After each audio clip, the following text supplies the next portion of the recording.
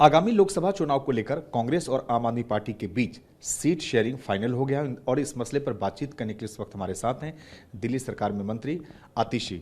Ma'am, कैसे देखती हैं ये जो सीट शेयरिंग हुआ है दिल्ली समेत बाकी राज्यों में? अगर हम दिल्ली की बात करें, लगता है कि चुनौती बीजेपी के सामने दे पाएगी कांग्रेस और आप दोनों मिलकर?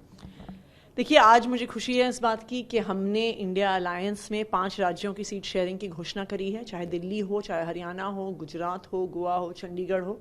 आम आदमी पार्टी और कांग्रेस मिलकर पांचों राज्यों में चुनाव लड़ेगी। दिल्ली में, हरियाणा में, गुजरात में, गोवा में, चंडीगढ़ में, हर जगह मजबूती से हम चुनाव लड़ेंगे और भारतीय जनता पार्टी को ना सिर्फ चुनौती देंगे, उनको इन 5 राज्यों में हराएंगे भी। क्या आप मानती हैं कि जो जमीनी स्तर के कार्यकर्ता हैं मैम, चूंकि आप दोनों ही पार्टियां इससे पहले एक दूसरे के खिलाफ लड़ती आई हैं, तो जमीनी स्तर के कार्यकर्ताओं को समझाना और उनको ये बताना कि जहां कांग्रेस के कैंडिडेट हैं वहां आपके कार्यकर्ता और नेता उनको मदद करें और जहां उनके कैंडिडेट हैं, तो ये थोड़ी एक चुनौती होगी? नहीं, देखिए, बिल्कुल स्वाभाविक चीज है कि एक अलायंस में कुछ इश्यूज रहते हैं, लेकिन ये जो 2024 का लोकसभा चुनाव है, इसमें आम आदमी पार्टी ने देश हित को पहले पायदान पे रखा है और पार्टी के हित को बहुत निचले पायदान पे रखा है। और यही बात हम अपने काडर को, अपने कार्यकर्ताओं को भी हमने समझाई है। और मुझे लगता है कि आम आदमी पार्टी का आज एक एक कार्यकर्ता इस बात को समझता है कि 2024 का चुनाव किसी पार्टी का चुनाव नहीं है। ये देश के संविधान को बचाने का चुनाव है, ये इस देश के लोकतंत्र को बचाने का चुनाव है, इस देश की हर संस्था को बचाने का चुनाव है। तो इसलिए आम आदमी पार्टी और कांग्रेस मिलकर मजबूती से चुनाव लड़ेगी। मैम, 2014 और 2019 दिल्ली की 7 की 7 लोकसभा सीटें बीजेपी ने जीती थी। क्या 24 में आंकड़े अलग हो सकते हैं? 100% 24 के आंकड़े अलग होंगे ही। एक सवाल मैम पंजाब को लेकर भी उठ रहा है कि जब सीट शेयरिंग को लेकर इंडिया अलायंस में गठबंधन हो रहा है, तो पंजाब में आखिर गठबंधन क्यों नहीं हुआ? इसके पीछे क्या वजह है? देखिए, दोनों पार्टियों ने आपसी सहमति से ये तय किया है कि चाहे हमारी पार्टी का यूनिट हो पंजाब में, चाहे कांग्रेस पार्टी का स्टेट यूनिट हो, दोनों ही पार्टियों के स्टेट यूनिट अलग अलग लड़ने की इच्छा रखते थे।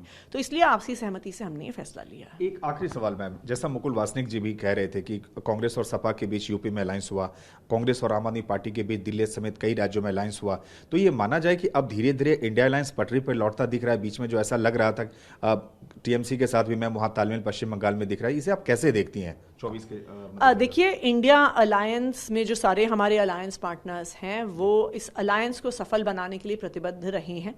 ये बात आपकी सही है कि सीट शेयरिंग होने में थोड़ा समय लगा है, लेकिन जब बहुत सारे अलग अलग दल आते हैं, किसी एक पार्टी के अंदर भी टिकट फाइनल करने में काफ़ी जद्दोजहद होती है, समय लगता है। तो जब 2 पार्टियां जो हमेशा एक दूसरे के खिलाफ चुनाव लड़ती आई हैं, जब साथ में लड़ती हैं, तो उसमें कुछ हिकअप्स तो आते हैं, लेकिन मुझे खुशी है कि बहुत एक पॉजिटिव माहौल में फाइनली सारी सीट शेयरिंग पे सहमति बनी है। आखिरी कमेंट में चाहूंगा, बीजेपी का नारा है 400 पार, क्या कहेंगे आप इसमें? आप देख रहे हो, चाहे प्रधानमंत्री मोदी हो, अमित शाह हो, लगातार अगर इतने अगर वो इतने कॉन्फिडेंट होते तो विपक्ष के सारे नेताओं को जेल में क्यों डाल रहे होते? सीबीआई और ईडी का इस प्रकार उपयोग क्यों कर रहे होते? विपक्षी पार्टियों के बैंक अकाउंट क्यों फ्रीज कर रहे होते? जो लक्षण है भारतीय जनता पार्टी के, वो 400 पार कहीं से नहीं है। ऐसे लक्षण उस पार्टी के होते हैं जिसको पता नहीं है कि वो हार रही है या जीत रही है। बहुत धन्यवाद।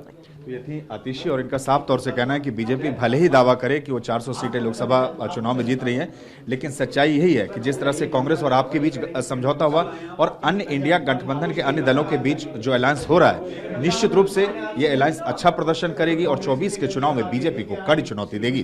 ब्रजेश मस्तान के साथ सुमंत कुमार, TV9 भारतवर्ष, दिल्ली।